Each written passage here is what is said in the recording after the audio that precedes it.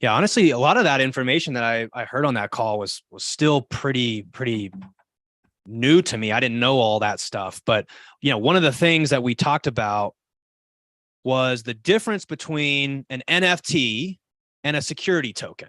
Yep.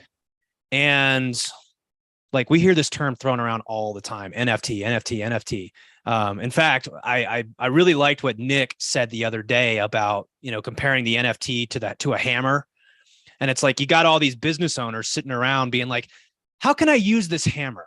Where can I use a hammer? Right. It's like they're trying to use NFTs just so they can say they're using NFTs. That's it. Yeah. Like it doesn't actually make a whole lot of sense in some of these applications. I found that pretty interesting and profound, to say the least. Like we might be trying to force the NFT thing, but when he described that difference between an NFT and a security token, what did you take out of that? What's the difference there? Well, I think the big thing for me was, he mentioned, he's like, well, it all really comes down to the name, non-fungible, meaning there is only one. He mentioned a misconception that I've had, which is, oh, okay, well, if I had a house, I'll just make 10 FTs and I'll sell it to 10 investors. And like, then they can have, 10% ownership in the house. And he said, well, the problem is that's a security and regulated by the SEC. That's not the same as a security token, which is representative and identical, right? So one security token equals one security token. It doesn't matter like which one you have. And that's the big difference, right? Like NFTs are unique by nature. That's the whole point of them versus a security token that is meant to be representative of a unit of ownership. Mm-hmm. So, like if you're selling, so what happened in Florida, a year ago, a little while back, right? And somebody bought and sold a house as an NFT. Right. Yep. And that is an application of NFTs. Sure. Because there's one, right? Yeah. There's one. We're not talking about taking that property and chopping it into 100 pieces and selling those 100 pieces as an NFT. Because we know this through the Wolf Den and like watching Nick go through the mint of all these wolf pups. Yeah. They all have to be unique and individual, but that's not how a security token works. Right. Yeah. A security token is more like a dollar in the sense that it doesn't matter what piece of paper that says $1 on it you have, it's worth $1 everywhere. It's the same exact thing. You can give it away, you can get more. That's really what the biggest thing that I took away from it. And I think that the interesting thing too is that it being representative. I think there's still a lot of gray area in terms of, and somebody brought this up on the call, I think it was Jeff, what happens when that property gets sold?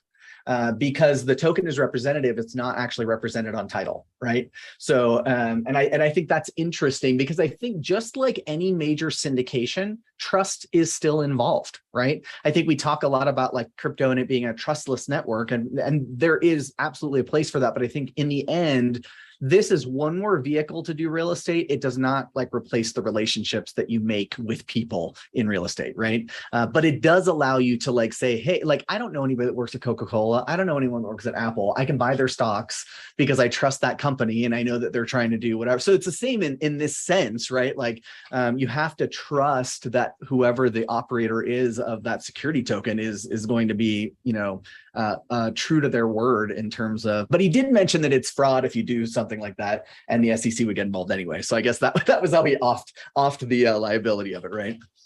Yep. So I'm what we're trying to do with these calls obviously is to like talk through the things that we've seen and heard to try to come up with more concise way to say it. So I'm going to say it like this. An NFT, that's not an F. NFT is like unique. A security token is like fractal, interchangeable, like fractal. Stop being such a engineer. I will not. You said it's like $1, it's like a stock. Yep. Right. You buy one stock in a company and it's not any more unique than any other stocks in that company, exactly, right? Yeah. It's all the same value. One is one. But when you buy an NFT, it's unique. It's like individual for that. So if you've got this house, like, and you want to transfer ownership of the house, you do it with an NFT to transfer ownership because it's one unique owner. Mm-hmm. But if you've got this house and you want to chop it into a bunch of pieces, you do that as a security token. Right. I mean, I guess I could just buy the foundation of a house with an NFT. If you want to chop the house up into a bunch of different pieces, I'm just going to buy the plumbing. Interesting. Interesting. Could you, ooh, that's interesting. Something to think about for sure. Hey, yeah. All right. Well, cool. I think that solves it. The difference between an NFT and a security token. What we're working on by fractionalizing real estate is we're selling security tokens, not NFTs. Mm-hmm. Yep. Cool. Very important. Problem solved. Let's go do it. Yeah. Woo. Woo.